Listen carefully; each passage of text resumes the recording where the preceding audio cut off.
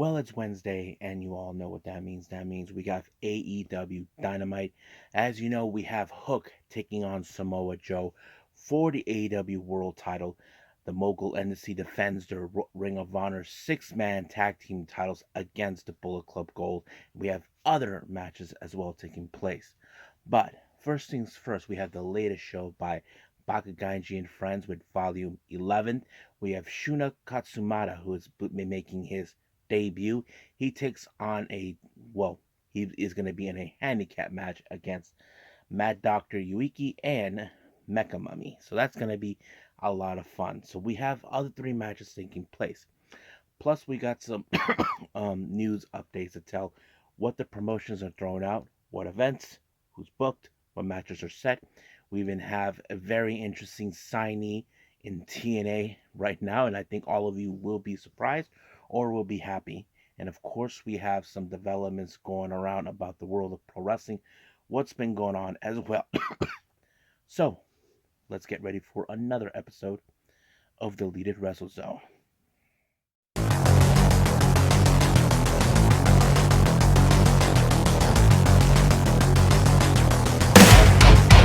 Are you ready? Get up, get up! Get up, get up! Get up, get up! Get up, get up! Get up, get up! Get up, get up!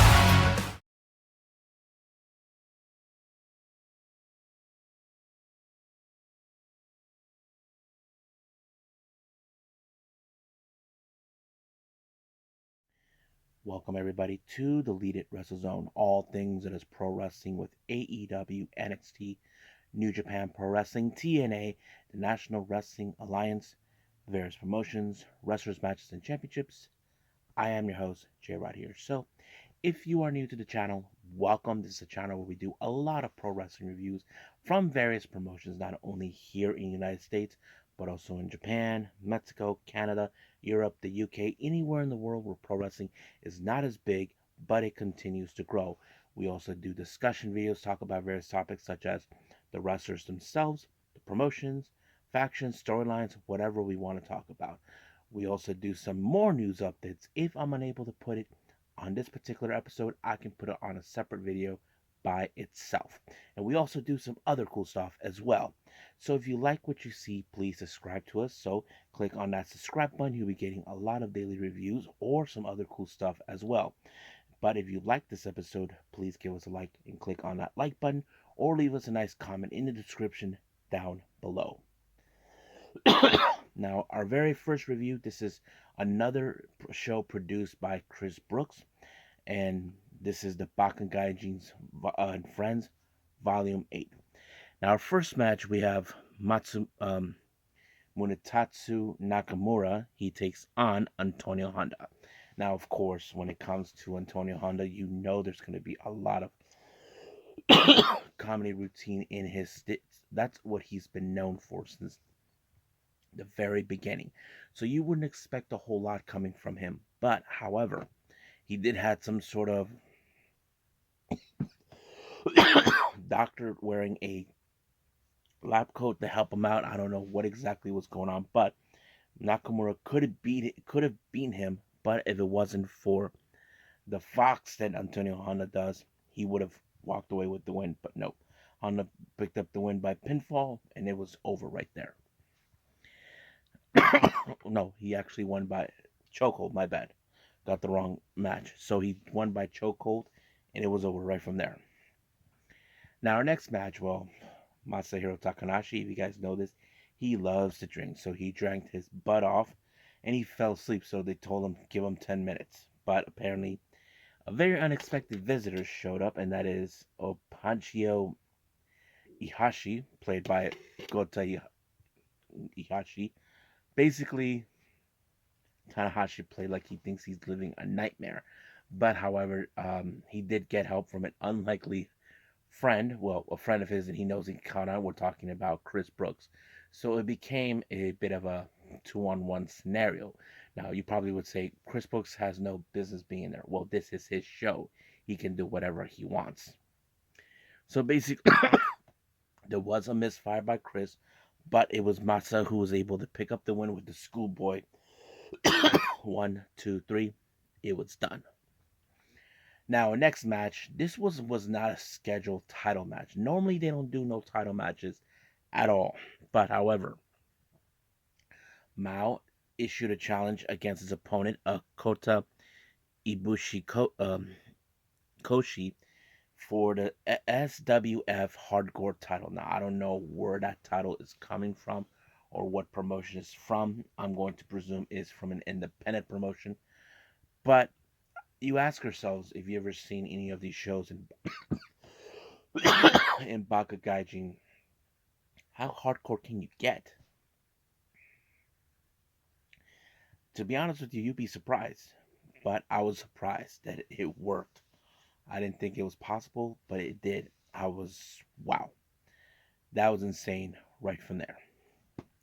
But however, Mao applied the Mao driver, which is similar to the Michinoku driver, and picked up the win and becoming the brand new SWF Hardcore Champion. Now, our main event is a handicap match. Now, I want to put this as a note because I have this theory. There's no there's no doubt in my mind that what's his name, that Chris Brooks booked this match this way. Reason I say this, he hates this one, Shunma Katsumata. He doesn't like him. Basically, they're always at each other's faces. They don't trust each other. That's the reason why. But of course, Katsumata was facing against Mao.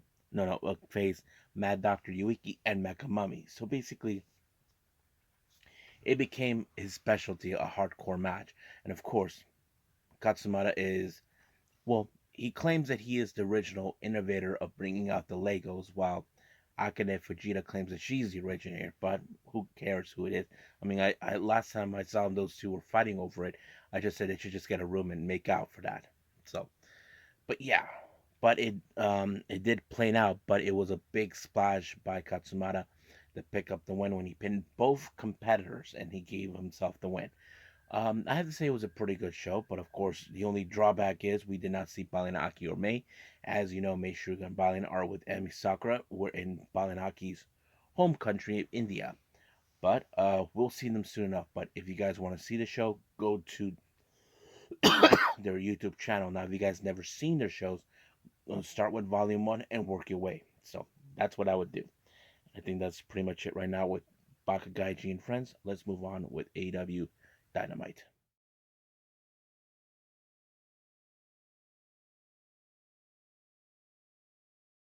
Okay.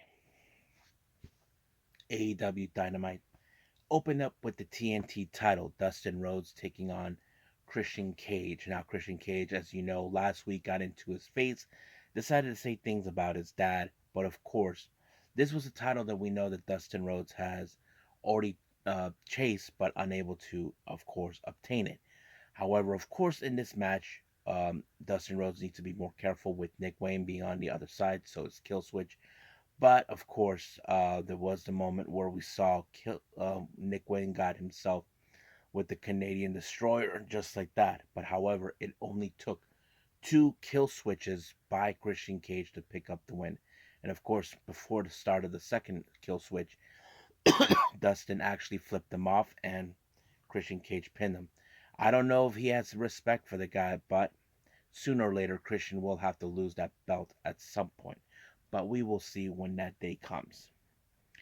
Now, Rene Paquette conducted an interview with Swerve Strickland. Now, as you know, he is aiming for the AEW title. But however, as you know, another person is also aiming for that title, Hangman Adam Page. Now, Swerve doesn't seem too concerned because the last time, as you know, it's on the record, Hangman has been unable to defeat Swerve Strickland twice. So we'll see what happens until then. Now, Rene Paquette did another interview with Chris Jericho. As you know, he is not happy with what just happened, costing both Sammy and him the tag titles. But of course, he probably will get his hands on the Don Callis family for what they caused. But Matt Sydal decided to issue a challenge against them, and that's going to happen this coming Friday on Rampage. So be careful what you wish for. Now, our next match, we have Trent Beretta and Orange Cassidy being accompanied by Chuck Taylor. Now, we don't know for sure if he'll be back. We know he's been out on injury. They take on Commander Penta El Ceramiento, being accompanied not only with Alex Brahamantes, but Ray Phoenix. Now, the match was great. And now, of course, I have to say there was some miscommunication with Trent and Orange, but they were able to work their ways out until it was Trent Beretta who actually picked up the win. Now, as soon as the celebration begins, here comes the members of the Undisputed Era, more specifically Roderick Strong and the Kingdom, making their way. Now, Roderick Strong thinks of him as a hypocrite for putting himself in a tag match instead of defending the AEW International title because he believes that that belt belongs to him. So he thinks that Orange Cassidy is just making it warm for him. But of course, this match will happen in Revolution. So I'm sure that match will be legal, will be announced officially as part of the card. Now, Red Piquet did another interview with Hangman Page. As you know, I failed to mention that Swerve will be paying attention at the main event. Hangman even said himself he'll be doing too, but he doesn't care who walks out. But he did say that if somehow Hook was able to walk out as the winner, then God be with you. That's what he says. Now, as you know, today is January 17th. 1 year ago today, the wrestling world lost an incredible, talented wrestler, but also an amazing human being. We're talking about Jay Briscoe. Of course, his brother Mark talked about what an incredible team he and his brother were, but he also talked about two particular people, his nieces. If you guys remember what happened that took the life of Jay Briscoe, his two daughters were in the car and they looked like they were in the hospital. But I did state it that it's going to be a long road recovery for both of them. You know, I know that it's not easy for them knowing that their dad is not here, but Mark Briscoe did say that the doctors told them that they may not be able to walk. Well, this made me cry when I saw them come out and they were walking. So I have to say, what a beautiful moment. And I think that's what the world needs. Even Mark Briscoe's family, with his wife and kids, were there. And I think they were all happy to hear that, yes, Jay's daughters are now okay and they're walking, they're healthy. And I'm just thankful that they are okay. And I think it brought tears into my eyes, because I did not want nothing to happen to them. I mean, I know Jay Briscoe would sacrifice himself for his daughters. That's something I'm truly 100% believe that that could happen. But it was a beautiful moment. Let's just leave it at that. Now, anyway, last week we did see the Young Bucks make their location and the return. But however, they decided to take things a little bit too seriously. They decided to take their roles as VPs, go by Nicholas and Matthew. So basically, they are talking about Sting. They felt like Sting is the last of a dying breed. That's something that it's 100% true. So I'm not sure if they will be the team that they could be facing Sting and Darby Allin. We just got to wait and see until they make that announcement. Now, our next match is the Ring of Honor World Six Man Tag Team titles. Bullet Club Gold versus the Mogul Embassy. I mean, I didn't know how this was gonna be. I mean, you've seen the Mogul Embassy; they're the strongest, toughest SOBs ever. But however, Nana tried to get himself involved. But there was a moment that Nana tried to use the belt on Jay White, but luckily Anthony Bowen showed up. But Bishop Khan ended up on the wrong side of the Blade Runner, and it was over right from there. So everybody wants to see this combination of alliance between the Bang Bang Gang and, of course, the Acclaim. So that's something we could see in the future, but only time will tell. Now, As you know, when the Undisputed Kingdom made their presence known, Adam Cole and has his plan with Warlow, and hopefully that he will be the one to dethrone Samoa Joe, but also make the title part of the Undisputed Kingdom. So we'll see. Now, before the start of our next match, Toni Storm made her way to the commentary booth where she observes Deonna Purrazzo taking on Anna Jay. Nonetheless, this match, as you know, like we expect with Deonna Purrazzo, she will be throwing a pretty good, um, how do I say this, performance. She even applied a double arm, um, Fuji armbar um, onto Anna Jay, and it was over right from there. But of course, I don't know what Tony Storm, but you can tell there's but during from the post match comments with Renee, she brought up the past and something that Tony Storm is not willing to talk about. However, she did say that she will make her pay for everything and all this stuff. You know how that goes. And she even tried to throw a shoe, but sooner or later, Deonna Purrazzo may have to contempt with her. We don't know. Now, our next match, we have Private Party reunited. They take on Top Flight. Pretty interesting match. Now, keep, keep in mind, we know that we ask ourselves when it comes to one tag team partner out for quite a while the other continues on as a singles competitor, how much ring rust does he have? Does he still be able to apply the chemistry with his tag partner? I have to say they did a pretty good job, and the same thing with Top Flight. But unfortunately, it was of course Martin Quinn who pinned Darius Martin 1, 2, 3. But the assist of the ropes that he used. Now there were people saying did he use it intentionally or was that pure luck? Who knows? But we'll see where that leads us. Now, main event, the AEW World Title, Hook versus Samoa Joe. Now, Hook, he is fearless. He doesn't give a damn. He's the kind of guy you can say he's the kind who has nothing to lose, and that's exactly what he was doing. However, Joe was putting him through all kinds of hell. Um, you probably wouldn't think that Hook would have a stand a chance, but Hook was ended up in the chokehold and he passed out. But Hook was not willing to back down. He still was trying to tell him, I can take more and more and more until Handman had enough and decided to help Hook. But of course, Swerve was right there. Keep in mind, Swerve has a sight set on the AEW World title. So is the Hammond page. But the real question is, where did this go from here? Well, we'll see what happens until then. But for now, let's end things with our reviews here and start with some news updates.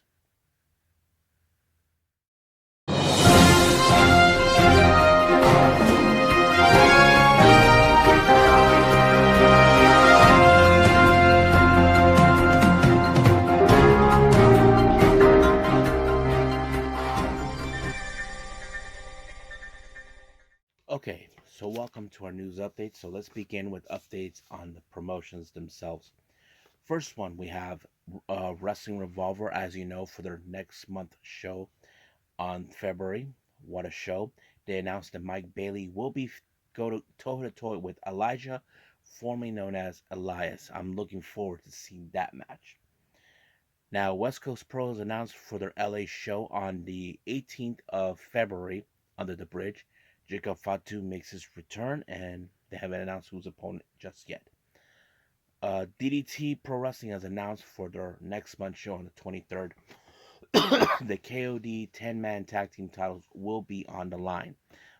We have the challengers, Rebel X Enemy, consisting of Maya Yukihi, Ram Kaicho, and Rina Yamashita. They team up with Shinjiro Tagagi and Akira Nakito.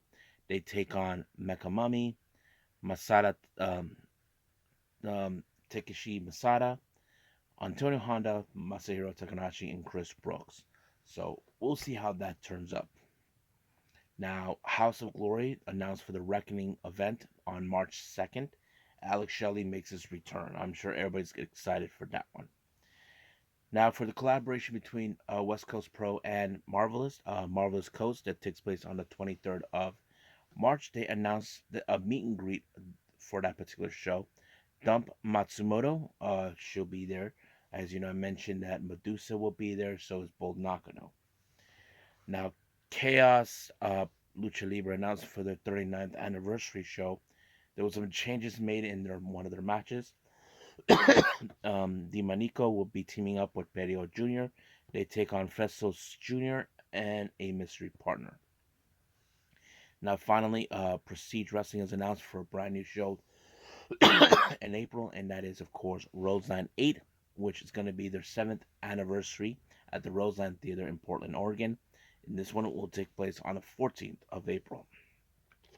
Now, let's get into a very interesting thing. TNA has announced that they signed um, Ash by Elegance, formerly known as what's her name, Dana Brooks. I did mention that it seems that they really were interested in her. I think is a good choice for her to sign in. Can't wait to see what she'll do from here on out, and I'm sure many of you will. Um, our last thing here on the news updates for our developments. Tokyo Sports reports that Sareee, or better known as Sarray, has a keen interest to face off Mayu Iwatani. So I can't wait to see that match. I think that's going to be interesting. Um, they haven't said if this is for the IWGP Women's Title or anything, but anything's a possibility. So we will see when that day happens. The ball is in Rossi Ogawa's court, and we'll see where it leads us from here on out. So I think that's pretty much it right now for all of our reviews and news updates. Let's call it a day. I hope everybody enjoys this episode. Coming up, we have Unagi Sayaka watch. We have some interesting things that were talked about, including her next goal after her successful self-produced show. What she's aiming next. That's something we definitely going to be talking about. A very interesting interview about her that I think many of us will be surprised. Of course, her mentor Yuna Manase, I reported, called her out, and then finally Tam Nakano as well. But for our next episode, I'm pretty sure we will have our very first TNA show of 2024. That's going to be amazing. I'm not sure about MLW just yet, but we will see from here on out. Um, I do know right now there is an All Japan show, part of their New Year's Giant series, but we will see what happens until then. But for now, we'll just leave it as it is. And I must say, I will say this, and I will see you guys in the next DWZ time, same DWZ channel. I must bid all of you adieu. So, goodbye, and have a nice day. Bang.